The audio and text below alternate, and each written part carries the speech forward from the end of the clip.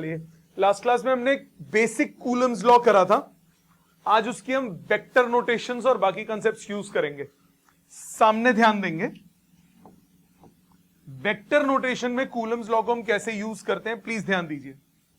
Suppose आपके पास, मैं बात करता हूं कूलम्स लॉ की, तो कूलम्स लॉ में हमने फोर्स का एक्सप्रेशन पढ़ा था, F is equal to K Q1 Q2 by R square. हमने ये एक्सप्रेशन पढ़ा था फोर्स का। नाउ इस एक्सप्रेशन में खास बात थी कि इसमें हमने सिर्फ मैग्नीट्यूड ऑफ फोर्स लिया था, इसमें देयर इज नो डायरेक्शन, ये सिर्फ क्या था, मैग्नीट्यूड ऑफ फोर्स। अगर हमें डायरेक्शन की जरूरत पड़ेगी तो हम वेक्टर फॉर्म यूज करेंगे। जब हम वेक्टर फॉर्म यूज करेंगे तो हम इसको लिखेंगे K Q1 Q2 by R square, ये हो गया मैग्नीट्यूड, और साथ में लिखेंगे आर कैप। कोई भी वेक्टर क्या होता है, कोई भी वेक्टर होता है magnitude multiplied by unit vector. कोई भी वेक्टर क्या होता है, magnitude multiplied by unit vector. Magnitude आपको क्या देता है, वैल्यू, यूनिट वेक्टर क्या देता है, डायरेक्शन। ये जो है ये देगा वैल्यू और यूनिट वेक्टर क्या देगा, डायरेक्शन। कैसे यूज करते हैं आज अभी बताऊंगा। यूनिट वेक्टर क्या देगा, डायरेक्शन। ध्यान रखने वाली बात, न्यूमेरिकल्स में जब भी न्यूमेरिकल सेक्शन की बात करेंगे, अगर हम फोर्स का मैग्नीट्यूड लेते हैं, न्यूमेरिकल्स में अगर हम फोर्स का मैग्नीट्यूड लेते हैं तो हम we do not take the sign of charges. Charge का साइन कंसिडर नहीं करते। आपने पहले के न्यूमेरिकल्स में भी देखा कि K Q1 Q2 by R square, अगर हम मैग्नीट्यूड ले रहे हैं तो चार्ज का साइन नहीं लेंगे अंडर एनी सर्कमस्टांसेस। अगर हम वेक्टर फॉर्म यूज करते हैं, if we use vector form, then we have to take sign of charges. तब आपको चार्ज का साइन कंसिडर करना पड़ता है, क्योंकि वेक्टर में नेगेटिव साइन जो है वो डायरेक्शन को रिप्रेजेंट करता है। सो अगर आप मैग्नीट्यूड ले रहे हो तब आप न्यूमेरिकल्स के अंदर साइन नहीं कंसिडर करोगे। अगर आप वेक्टर फॉर्म ले रहे हो तो न्यूमेरिकल्स के अंदर साइन कंसिडर करोगे। यह सबसे पहला पॉइंट, यह समझ में आता है। यूज कैसे करना है, पहली एप्लीकेशन, पहली एप्लीकेशन जो कूलम्स लॉ है,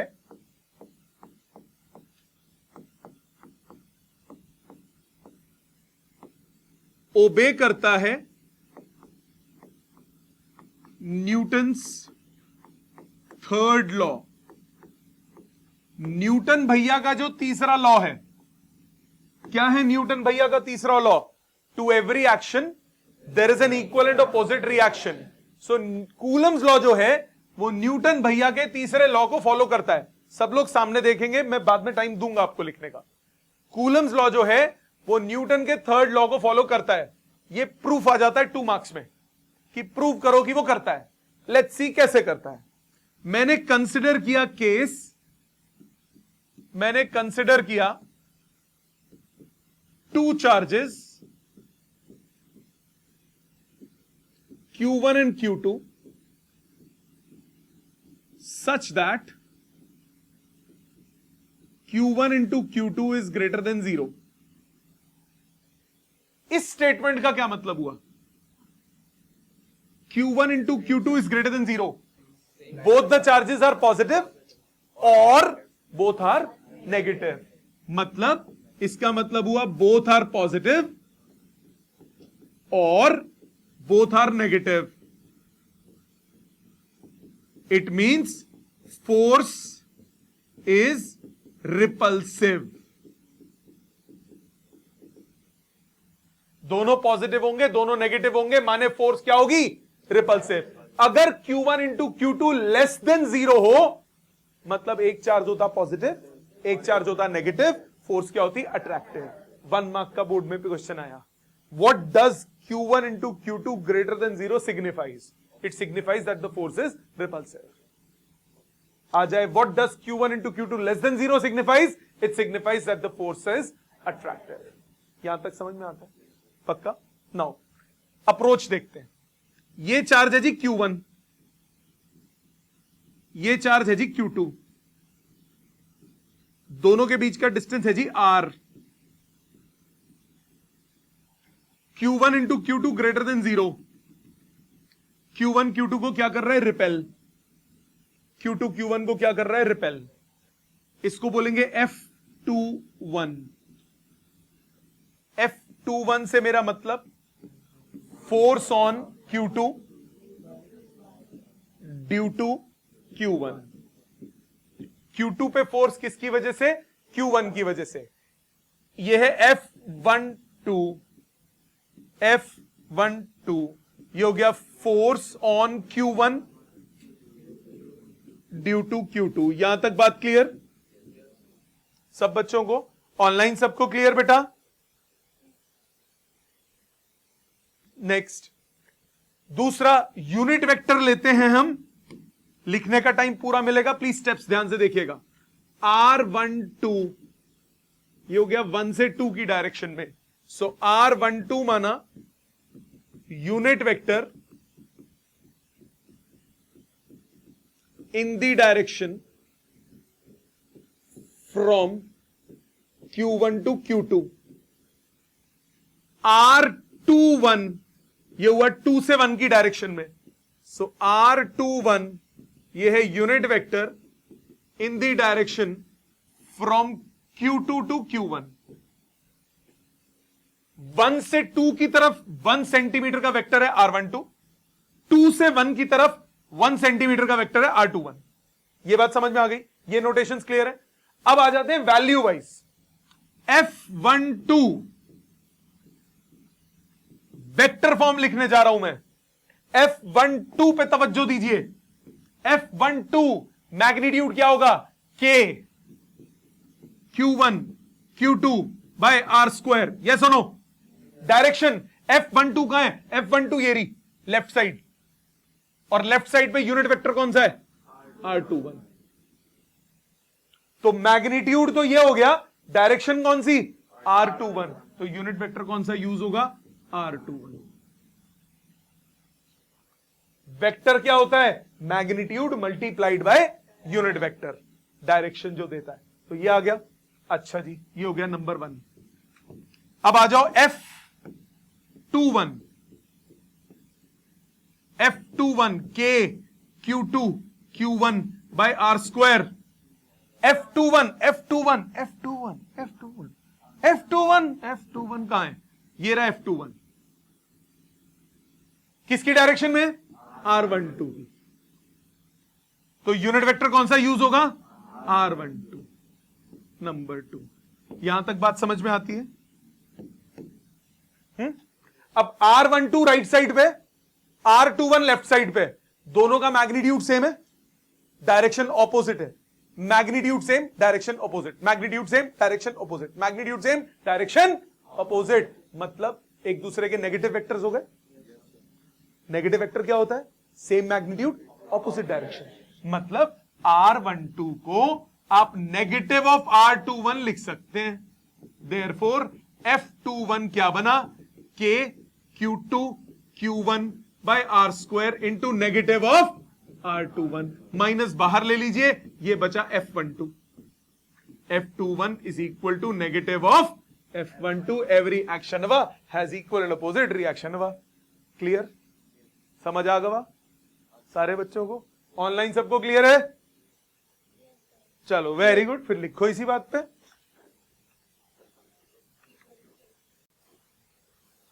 नेक्स्ट, इसका दूसरा तरीका नहीं, इसका दूसरा फॉर्म। जिसमें वेक्टर यूज होता है, इसको बोलते हैं vector form of Coulomb's law, complete vector form of Coulomb's law. Vector form of Coulomb's law का मतलब जिसमें आपको पोजीशन वेक्टर की फॉर्म में रिजल्ट देना होगा। पोजीशन वेक्टर की फॉर्म में आप रिजल्ट्स को रिप्रेजेंट करोगे।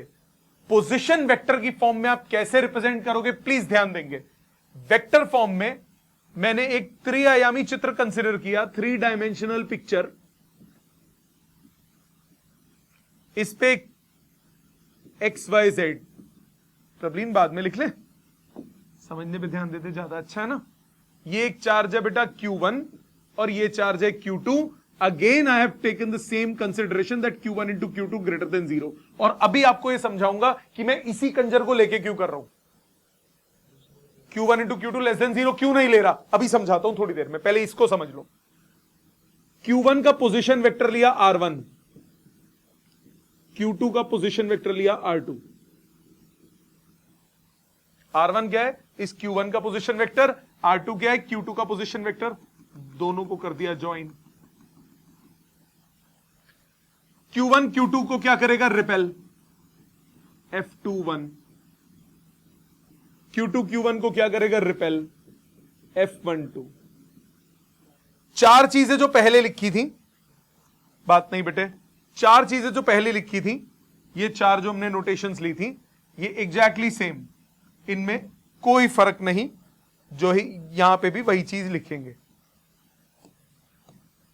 तो हमने वही 4 चीजें लिख दी।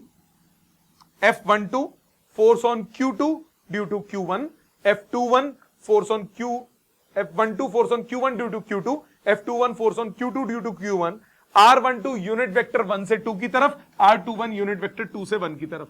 R12 1 से 2 की डायरेक्शन में, R21 2 से 1 की डायरेक्शन में। अब कुछ ना छोटे छोटे पॉइंट से ध्यान देना, इसमें 11th के वेक्टर्स भी यूज होंगे, जो अब मैं पॉइंट्स बोल रहा हूं, प्लीज ध्यान देना, लिखने पे जोर मत डालना, पहले समझ लो। पहली बात आप सबको मालूम है, R12 नेगेटिव ऑफ R21 होंगे, ये सबको मालूम है। 1 से 2 की तरफ 1 सेंटीमीटर का वेक्टर, 2 से 1 की तरफ 1 सेंटीमीटर का वेक्टर, दोनों एक ही बात है, ऑपोजिट डायरेक्शन है, मैग्नीट्यूड दोनों की क्या है, सेम है। ठीक, second point and a very important point, R12 vector, R21 vector, इनका मैग्नीट्यूड बराबर होगा ना। वेक्टर का मतलब क्या होता है, 1 से 2 की टोटल लेंथ, 2 से 1 की टोटल लेंथ वाइज तो बराबर ही होंगे। R1 से 2 लेंथ मेजर करो या 2 से 1 लेंथ मेजर करो, दोनों का एक ही बात है, कोई फर्क नहीं है। ये रख लेते हैं जरा दोनों पॉइंट संभाल के। अब आ जाते हैं फोर्स पे, यहां सबको क्लियर है इतनी बात। वैसे वेक्टोरिकली अगर मैं बोलूं तो obviously R12 vector is negative of R21 vector also. Unit vector भी अपोजिट है, वेक्टर भी तो अपोजिट है, मैग्नीट्यूड सेम, डायरेक्शन पुट्ठी। तो हुण की होया, R12 R21 दोनों बराबर। फोर्स के वैल्यू पे आते हैं, F12 magnitude K Q1 Q2 by R square. यहां तक कोई डाउट? श्योर। यूनिट वेक्टर लेना पड़ेगा साथ में। F12 की डायरेक्शन, F12 की डायरेक्शन ये रहा, F12 इसकी डायरेक्शन R21, यही है, तो ये आया R21। अब इसको सेम करने के लिए, सेम करने के लिए, ये R21 है, इसको भी R21 लिख दो, क्योंकि R को मैं R21 भी लिख सकता हूं और R12 भी तो लिख सकता हूं, तो मैं इसको भी R21 लिख देता हूं।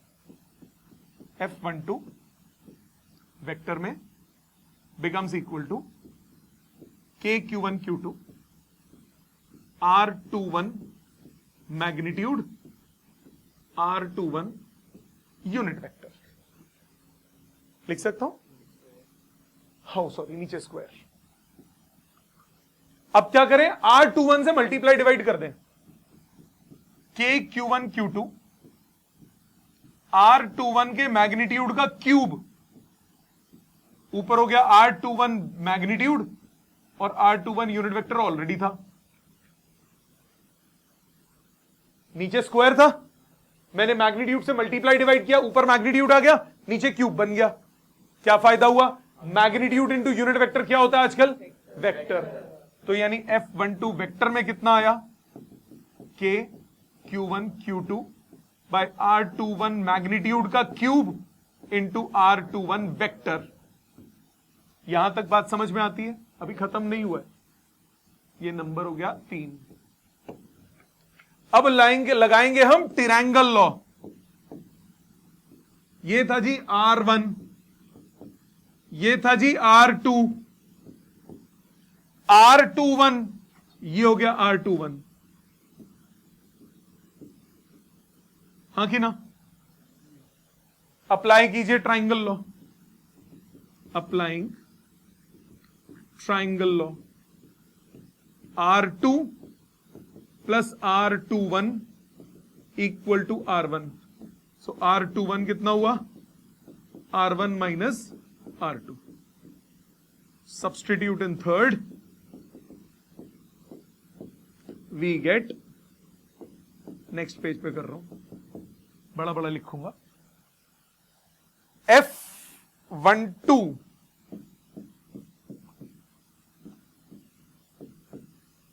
K Q1 Q2 बाय, नीचे क्या था? R21 के मैग्नीट्यूड, R21 की जगह लिखेंगे R1 माइनस R2,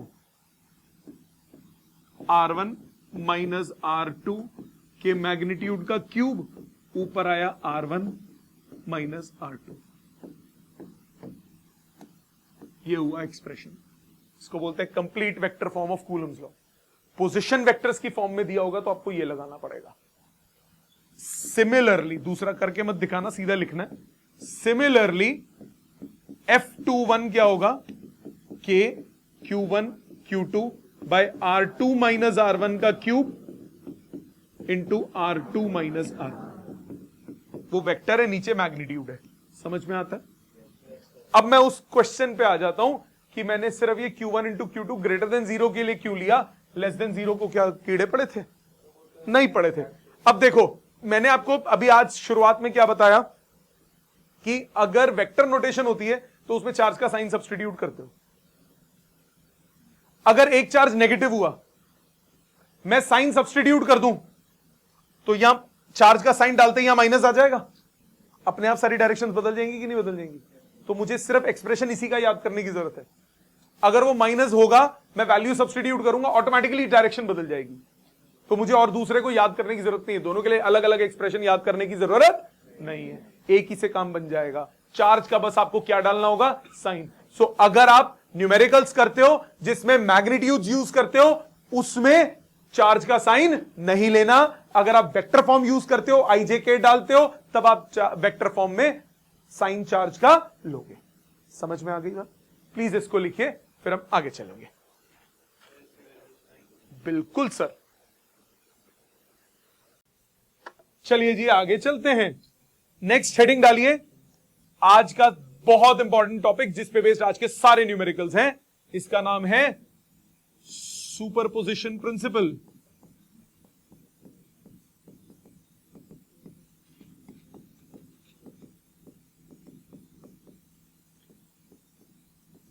अब ये क्या कहता है भाई? सुपरपोजिशन प्रिंसिपल, ये तो हमने 11 में भी पढ़ा था ना, वेव्स में मैंने पढ़ाया था, आपने पढ़ा नहीं होता, दैट्स अ सेपरेट इशू, मैंने पढ़ाया था। सुपरपोजिशन का मतलब क्या होता है? सबको ऐड कर दो वेक्टोरिकली, वही चीज है। यहां पे लिखिए स्टेटमेंट साथ साथ, according to superposition principle, according to superposition principal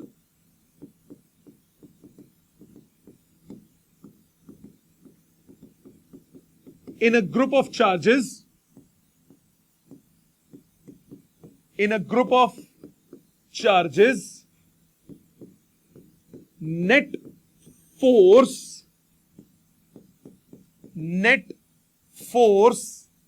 acting on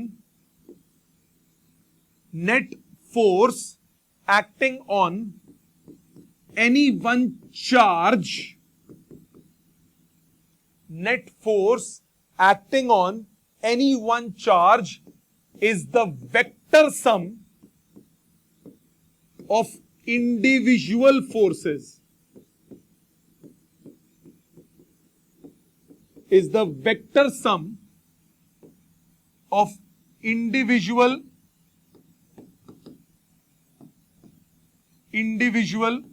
forces acting on that charge. किसी भी चार्ज पे जो टोटल फोर्स होती है वो वेक्टर सम होती है इंडिविजुअल का। 11th में किया है ग्रेविटेशन में, वहां पे भी जो कॉन्सेप्ट वहां लगाए थे एग्जैक्ट सेम यहां लगेंगे। आपके पास खूब सारे चार्जेस हैं, Q1, Q2, Q3, Q4, Q5, Q0। ये Q1 पॉजिटिव है, ये पॉजिटिव है, ये नेगेटिव है, ये पॉजिटिव है, ये नेगेटिव है। सपोज इस Q0 पॉजिटिव है, Q1 Q0 को क्या करेगा? रिपेल। Q2 Q0 को क्या करेगा? रिपेल। Q4 क्या करेगा? अट्रैक्ट। Q5 क्या करेगा? रिपेल। Q3 क्या करेगा? अट्रैक्ट। तो आप टोटल फोर्स अगर Q0 पे निकालनी है तो आप क्या करोगे? 0 पे फर्स्ट की वजह से, प्लस 0 पे सेकंड की वजह से, प्लस 0 पे थर्ड की वजह से, एंड सो ऑन, जितने भी हो। आपको बेसिकली सिंपली फोर्सेस ऐड नहीं करनी, आपको कैसे ऐड करनी है? Vector wise. कैसे? एग्जाम्पल से समझो। क्वेश्चन मैं कर रहा हूं, सामने देखना।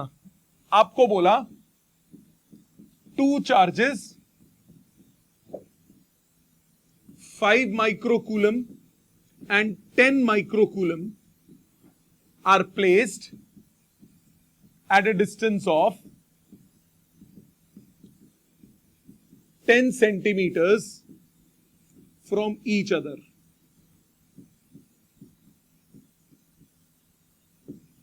Calculate the net force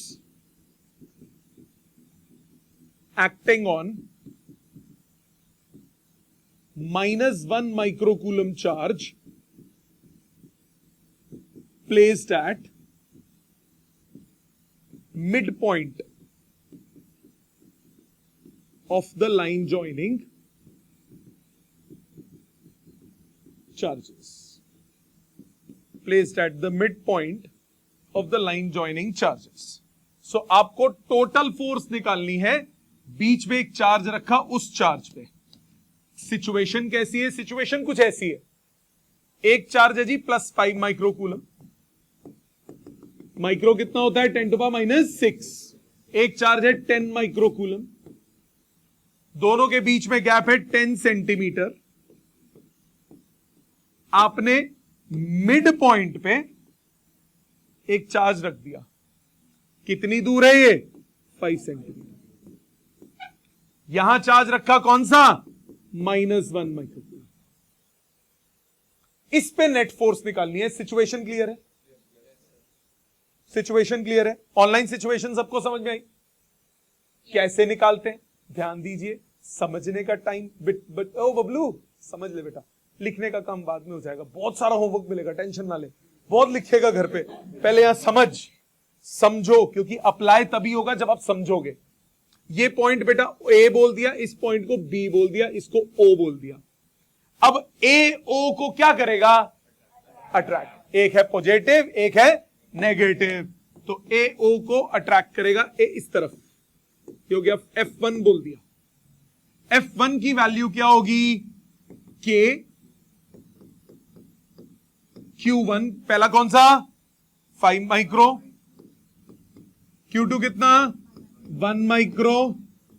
distance 5 centimetre. 5 into 10⁻⁻2 into 5 into 10⁻⁻2। मानते हो बेटा? अच्छा, चार्ज का साइन क्यों नहीं लिया? क्योंकि फोर्स का मैग्नीट्यूड निकाल रहा हूं। काटो पीटो, 5 से 5 गया, 9/5 1.8 into 10 to the power 9 -12 -3 plus 4 plus 1 18 newton. ठीक है, यहां तक समझ में आया? अब आ जाते हैं दूसरे पे। ये जो दूसरा बी से बबलू है, ये बबलू क्या करेगा? -1 को अट्रैक्ट, इस तरफ अट्रैक्शन खींचेगा अपनी तरफ। ये हो गया F2। F2 कितना होगा? के Q1 कितना? 10 माइक्रोकूलम। Q2 कितना? 1 माइक्रोकूलम डिवाइडेड बाय डिस्टेंस कितना? 5 इंटू 10⁻²। मैं दोबारा कैलकुलेट करूंगा ही नहीं, सब कुछ सेम है, सिर्फ 5 का 10 हुआ है, डबल आएगा आंसर। मैं क्यों दोबारा देखूं? 36 न्यूटन। Isn't it? थोड़ा सा दिमाग यार, बार बार कैलकुलेट करके क्या करोगे? देखो ना, सेम है बिल्कुल कैलकुलेशन, सिर्फ चार्ज एक डबल हो रहा है, तो फोर्स डबल आ जाएगी। अब F2 वड्डा F1 वड्डा F2। अगर दो वेक्टर्स अपोजिट डायरेक्शन में हो तो क्या करते हो? वड्डे से छोटा माइनस डायरेक्शन की दी, वड्डे वाले दी, बड़े में से छोटा माइनस डायरेक्शन बड़े वाले की, तो ये हो गया net force. So net force कितनी आई? F2 minus F1। आंसर आ गया 18 न्यूटन। खत्म, इजी।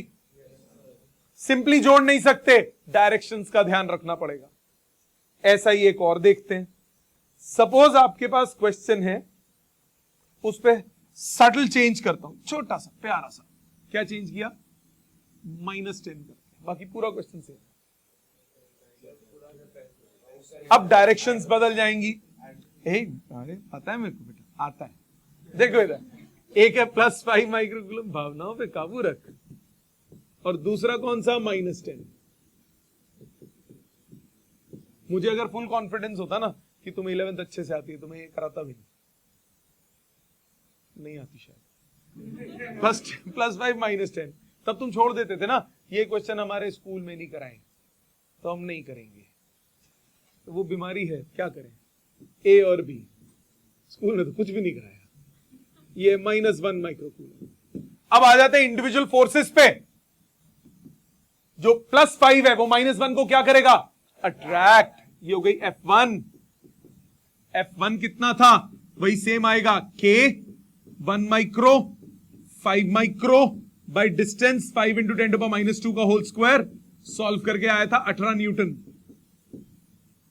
पिछले क्वेश्चन में किया एक सॉल्व। अब F2 पे आते हैं। -10 -1 को क्या करेगा? रिपेल। ये हो गया F2, सेम डायरेक्शन में। F2 कितना हुआ? K 10 micro 1 micro by same, result भी आएगा बिल्कुल सेम, 36 न्यूटन। अब दोनों क्या है? सेम डायरेक्शन में। रिजल्टेंट क्या हो जाएगा? ऐड। F नेट कितना हो जाएगा? F1 plus F2। आंसर आ गया 54 न्यूटन। समझ में आया? सेम डायरेक्शन तो सब्ट्रैक्ट, ऑपोजिट तो सेम डायरेक्शन तो ऐड, ऑपोजिट तो सब्ट्रैक्ट। एंगल पे होगा तो रिजल्टेंट। कैसे? वो देखो। शिट से कुछ नहीं होगा। 2 charges 5 microcoulomb and -5 microcoulomb are placed। एक मिनट, वैल्यू थोड़ी चेंज करता हूं, 10 माइक्रोकूलम लेता हूं, -5 से ना इजी हो जाएगा। Are placed at the 2 vertices of an equilateral triangle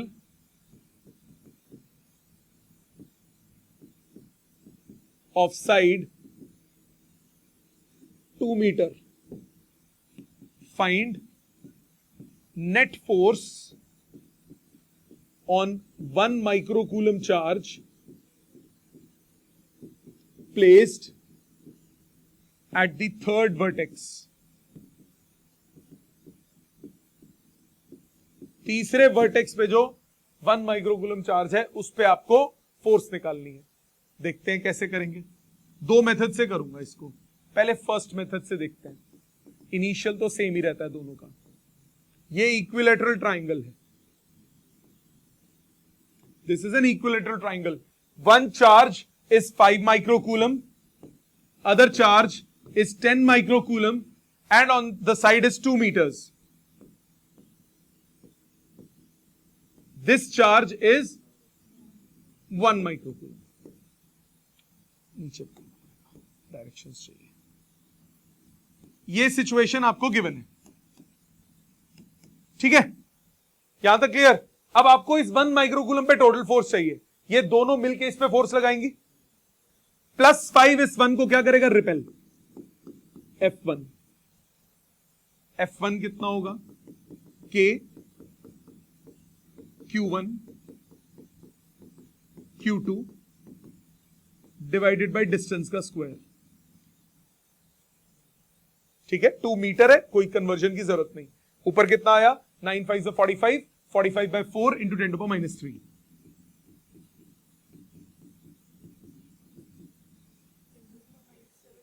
-3 -12 + 9 7 कैसे हुआ वैसे?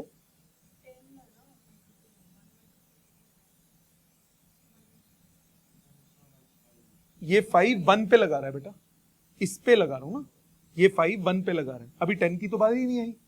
ठीक है, अब आ जाते हैं इस 10 की बारी पे। ये 10 इस 1 को क्या करेगा, रिपेल, F2 फोर्स। ठीक, F2 कितना होगा, K 10 micro 1 micro by 2 square, answer आ जाएगा 90 by 4, डबल आएगा ना उससे, 10 to the minus 3 न्यूटन। यहां तक नो प्रॉब्लम। अब इसमें थोड़ी ना वो कर सकते हो कि सिंपल एफ नो निकाल लो, वो तो ना चॉल्व है। अब इसमें दो मेथड्स लगाएंगे। पहला मेथड जो मुझे पसंद नहीं है, यूजिंग फॉर्मूला फॉर रिजल्टेंट। आपको पसंद है, मेरे को तो नहीं है। ये 60 डिग्री दिया हुआ है, इक्विलेटरल ट्राइंगल है, ये 60 हो गया, ये भी 60 हो गया, तो रिजल्टेंट हुआ net force under root of a square plus b square plus 2ab cos 60। कोई प्रॉब्लम किसी को इसमें? ये समझ में आया? अच्छा, फॉर्मूला निकालते, कोई बात नहीं, अब जो है सो है। कितना है, 45 by 4 into 10 to the minus 3 इसका square plus 90 by 4 into 10 to the minus 3 इसका square plus 2 into 45 by 4 into 90 by 4 into 10 to the minus 3 into 10 to the minus 3 cos 60 half. 2 cut गया। यहां तक बात समझ में आई? हाय राम, इतनी गंदी कैलकुलेशंस, बहुत फुद्दू है। 45 का स्क्वायर कॉमन ले लो, 4 का स्क्वायर कॉमन ले लो, 10 to the minus 3 का स्क्वायर कॉमन ले लो, बचा गया 1, इधर 2 का स्क्वायर 4, इधर सिर्फ 2, 4 5 6 7, 45 by 4 root 7 into 10 to the minus 3 newton. खत्म हो गई कैलकुलेशन। गधे क्या करेंगे, 45 का स्क्वायर निकालेंगे, 90 का स्क्वायर निकालेंगे, 45 को 90 से मल्टीप्लाई करेंगे, फिर सॉल्व करेंगे। ऐसे नहीं, कॉमन निकाला करो, जितना रूट से होल स्क्वायर वाली टर्म जो बाहर निकलेगी उसका होल स्क्वायर तो वैसे ही खत्म हो गया ना, तो कॉमन तमीज से निकालो। अच्छा, अभी खत्म नहीं हुआ क्वेश्चन, अभी आपको रिजल्टेंट का डायरेक्शन भी निकालना है। ये F1 थी, ये F2 थी, अब आप इसको पैरेललोग्राम बना दो। रिजल्टेंट आया इस तरफ, ये आया नेट फोर्स। अगर ये इसके साथ फाई एंगल बना रहा है तो tan फाई का फॉर्मूला क्या था? tan फाई का फॉर्मूला था b sin थीटा। फॉर्मूला लिख देता हूं, tan फाई का फॉर्मूला था b sin थीटा। जिसके साथ एंगल होता है वो a होता है और दूसरा कौन होता है, b होता है। तो अभी मैंने F2 के साथ लिया, F2 के साथ एंगल लिया, तो F1 sin 60 upon F2 minus F1 cos 60, b sin theta upon a plus b cos theta. अब देखो और इंटरेस्ट आसान बनाओ इसको, और देखना जरा ध्यान से। इसको ना x ले लो, ये अपने आप 2x हो गया, यहां पे x की टर्म्स में सॉल्व कर लो, 2 टके का क्वेश्चन बन जाएगा। देखो मैं तुम्हारे से करके दिखाता हूं, और छोटा बन जाएगा। लिखने का तरीका है बेटा, है बेटे, कर रहा हूं। अंडर रूट ऑफ, इसको x ले लो, x की वैल्यू ये रही, ले यार गुस्सा मत कर, नहीं हो रहा बैक, सॉरी, प्लस 2x का square plus 2 into x into 2x into cos 60 half. मानती है बेटा? 2 से 2 कट गया, x स्क्वायर कॉमन, x बाहर, 1 plus 4 plus 2 x root 7। Answer कितना आया? 40 root 45 by 4 root 7 into 10 to power minus 3। कितना क्यूट हो गया ना, देख। अब ये देख, इसकी भी क्यूटनेस निकालते हैं। F1 कितना है? x, क्योंकि ये दोनों देखो, या तो वैल्यू बिल्कुल अलग अलग आ रही हो, अब एक दूसरे का मल्टीपल आ रहा है, तो हम कैलकुलेशंस को क्यों छोटा ना करें यार। ये x है, sin 60 कितना हुआ? Root 3 by 2 divided by 2x plus x into half, x common निकल के कट गया, ऊपर आया √3/2, नीचे आया 5/2, √3/5, तो 5 कितना हुआ, tan इनवर्स √3/5, खत्म। हैप्पी बर्थडे हो गया क्वेश्चन का। ठीक है, समझ में आई सबको बात? ये तो एक तरीका हो गया सॉल्व करने का। दूसरा तरीका PTO फॉर मेथड 2। मेथड 2 के लिए please turn over, let's turn this over, इसको ले जाते हैं अगले पेज पे। मेरा पर्सनल फेवरेट ये वाला है, ये जो अब मैं करने जा रहा हूं। आपको जरा बेशक गंदी पसंद आता है आपको, ऐसा नहीं है, ऐसा नहीं है। देखो मैं आपको क्लियर बताऊं, ये जो आपने रिजल्टेंट वाला क्वेश्चन किया ना, ये रिजल्टेंट वाला जो फॉर्मूला लगाया, ये था F1, ये था F2। F1 की वैल्यू और F2 की वैल्यू वहां से वापस ले आते हैं। अब जो रिजल्टेंट वाला जो मैं आपको मेथड बताया, उस मेथड में प्रॉब्लम सिर्फ ये है कि वो तभी एप्लीकेबल होगा अगर दो फोर्सेस हुई तो, अगर दो फोर्सेस हुई तो। अगर दो से ज्यादा फोर्स हुई फिर, मतलब इस क्वेश्चन, इस पर्टिकुलर क्वेश्चन में 3 चार्ज थे, दो मिलके एक को रगड़ रहे थे। सपोज 5 चार्ज होते, छठे पे फोर्स लगा रहे होते, फिर तो ये मेथड जो पिछले पेज पे किया वो तो एप्लीकेबल ही नहीं है, तब आपको यही लगाना पड़ता, दूसरा मेथड। इसको बोलते हैं मेथड 2 कर रहा हूं, यूजिंग कंपोनेंट्स। कंपोनेंट्स की हेल्प से। कंपोनेंट्स की हेल्प से आप कैसे करते हो? बहुत सिंपल मेथड है, लवली मेथड। वर्टिकल और हॉरिजॉन्टल बना दो। ये था F1, इधर भी बना दो, मैं उधर जानबूझ के अलग किया है।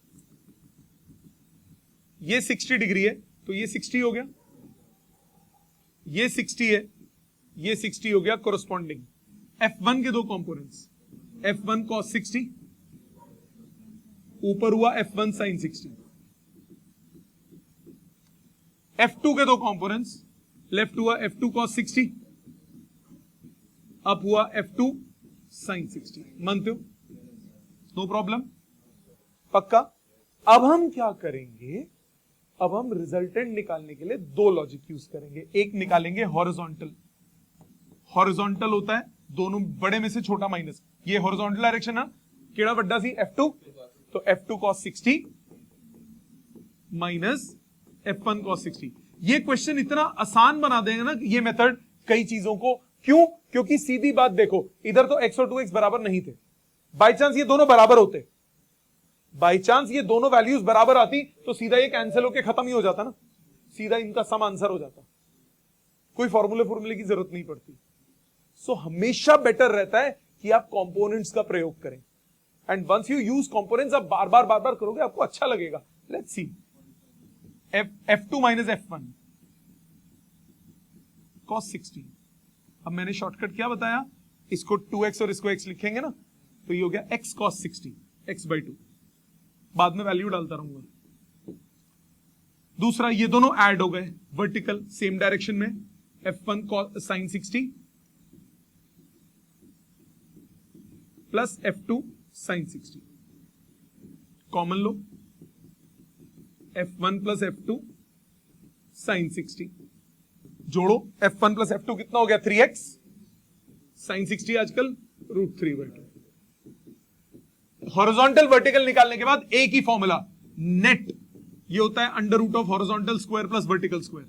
हमेशा नेट हॉरिजॉन्टल नेट वर्टिकल निकालने के बाद हॉरिजॉन्टल होता है अंडर, नेट फोर्स होती है under root of horizontal square plus vertical square. Horizontal resultant कहां आया? लेफ्ट साइड पे। वर्टिकल रिजल्टेंट कहां आया? ऊपर की तरफ। ये हो गया रिजल्टेंट का फॉर्मूला, फोर्स। सो रिजल्टेंट हुआ under root of horizontal square, horizontal horizontal horizontal, ये रहा x²/4 plus vertical square, vertical vertical vertical 9×27/4 x²। ठीक है, x² कॉमन, x बाहर आया, 4 कॉमन, 2 बाहर आया, क्या बचा? 1 + 27, 1 + 27 हो गया 28, 7 × 28, 2√7, कितना आया? x√7। x कितना था? कहां था x, ये रहा 45/2√7 into 10⁻³ newton. Let's check. Same आया, बस एक गलती कर दी मैंने, यहां न्यूटन नहीं लिखा। ठीक है, समझ में आया? अच्छा, एंगल, अब एंगल अलग आएगा क्योंकि यहां पे एंगल हमने किसके साथ मेजर किया, F2 के साथ। अब हम इसमें एंगल हम किसके साथ मेजर करते हैं, हॉरिजॉन्टल के साथ।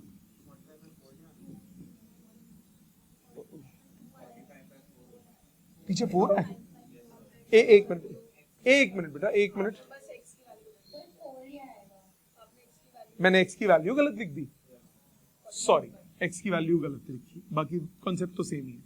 हाँ, तो tan phi का फॉर्मूला होता है vertical bye horizontal. tan phi होता है वर्टिकल बाय हॉरिजॉन्टल, और एंगल इसमें किसके साथ है, हमेशा हॉरिजॉन्टल के साथ। सो वर्टिकल कितना है, वर्टिकल कितना है, ये रहा 3√3x/2, 3√3x/2। हॉरिजॉन्टल कितना है, x/2, ये आया 3√3, फाई आया tan इनवर्स 3√3। समझ में आई बात? ये हो गया रिजल्टेंट का एंगल विद द हॉरिजॉन्टल। पिछले में अलग था क्योंकि वो F2 के साथ एंगल था, हॉरिजॉन्टल के साथ थोड़ी ना था। समझ में आया? क्लियर? ऑनलाइन सबको क्लियर बेटा? सो ये था आपका कंपोनेंट्स। अगली क्लास में अभी हम इसके और क्वेश्चंस करेंगे, पहले मैं और कराऊंगा, फिर आपसे करवाऊंगा, फिर दूंगा होमवर्क। अभी कोई होमवर्क नहीं है, आपको करना क्या है, घर पे ये दोबारा रिवाइज कीजिए अच्छे से, पीडीएफ अभी आ जाएगी, ये लिखना रह गया होगा लास्ट क्वेश्चन, अच्छे से रिवाइज कीजिए। पुराना बैकलॉग है तो उसको कंप्लीट कीजिए, उसको रिवीजन पे डालिए। ठीक है, थैंक यू वेरी मच।